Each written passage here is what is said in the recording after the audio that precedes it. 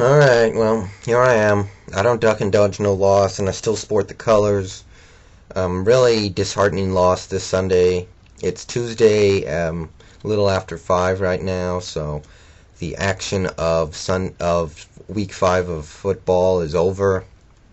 Still disappointed in how we played. We came out flat. It was a long plane ride, and we were coming off a pretty emotional win to us, but to me, there's no excuse for how we played. I'm pretty disappointed in how we came out and performed. Offensively, nothing worked. Matt played poorly. He kept throwing balls that should have been picked. He got burned on one of them. The other two were dropped, so if anything, he got lucky.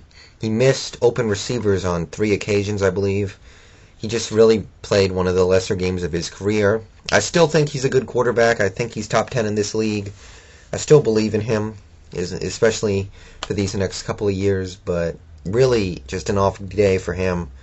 Pretty sure he'll bounce back, but we need him to play better than that. It's that simple. Running game couldn't get it done. It's part Sean. I like Sean. Excuse me.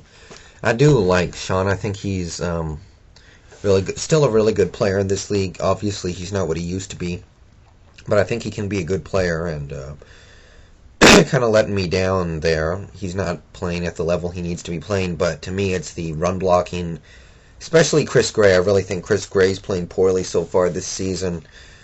The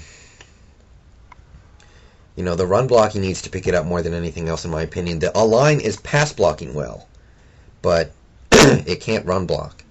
And I'll get more into run blocking a little later because it is relevant. The receivers could not get open. We were down to Burleson and Owomanu and Engram and Wallace because Branch got hurt and Hackett's already hurt.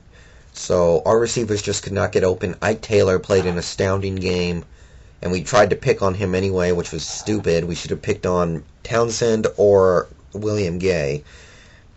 I still don't understand why we didn't try and pick on one of those.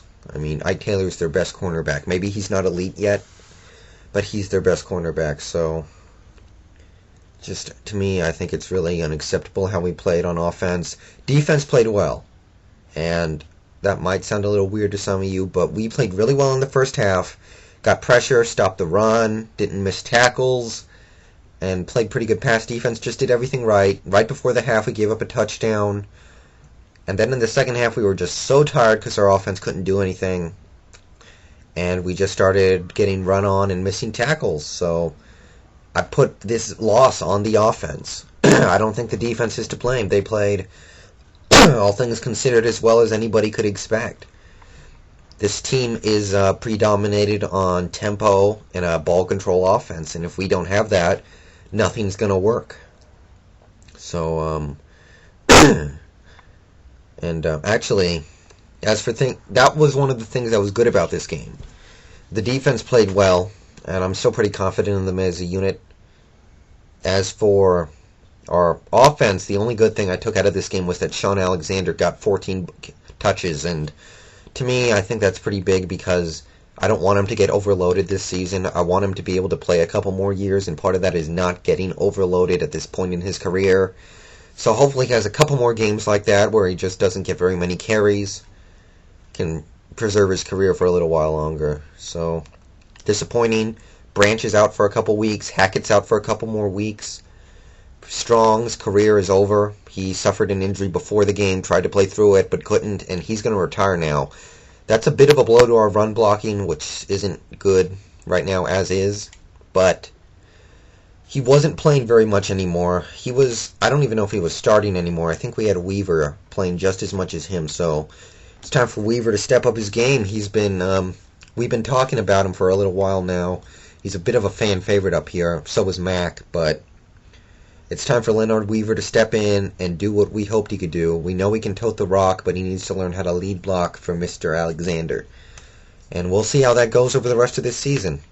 As for Mac, it's a pretty sad day up here in Seahawks Nation because he's a fan favorite. He played here 15 years, was a dominant lead blocker, never put up numbers, but he lead blocked for Chris Warren and Ricky Waters and Sean Alexander. Means a lot to us. I didn't get to meet him once. I met him once, and he said he wanted to go into politics after football, so we'll see where he goes with that. Really great guy. It sucks to see him go. It really does. But Weaver, step your game up. Next two games, we're playing the Saints at home and we're playing the Rams at home. Two teams that have not won a game yet. And then we have our bye. So if we do not go into our bye 5-2, something is wrong. I'm not ready to hit the panic button yet. And I know we're all disheartened over that loss. I know there are a couple other Hawks fans out there. We're not happy about it, but the rest of the schedule is weak. We've already played the hard part of our schedule. Tampa Bay, at Arizona, at San Francisco, and at Pittsburgh. The rest of the way, the toughest games we have are at Cleveland and at Philly. Maybe some of the divisional games just because they're divisional rivals. But we'll probably be favored in just about every game we play from here on out. I think we slip up twice and go 12-4. And really, that's being conservative. I could easily say 13-3 because our schedule from here on out is pitiful. So, Branch is going to miss the next two games and come back after the bye for the Cleveland game. So will Hackett. So we got two easy games coming up that we have to win, and then we can get healthy in the meantime. So let's do this.